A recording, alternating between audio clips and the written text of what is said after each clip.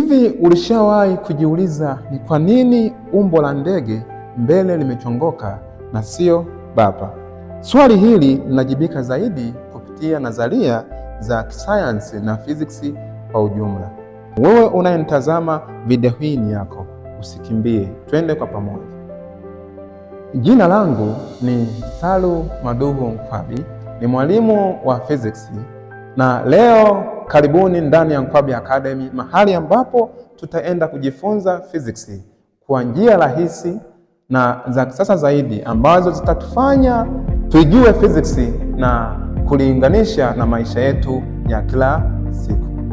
Ahadi yangu kwenu, Nkwabi Academy itawaletea vipindi mbalimbali vitakavyokuwa vinatolewa ndani ya ratiba kwa wiki, ambavyo vitafanya physics isafiri kutoka darasani kwenda mtaani kwetu katika maisha yetu ya kila siku tunapoishi, wewe unayenitazama katika video hii.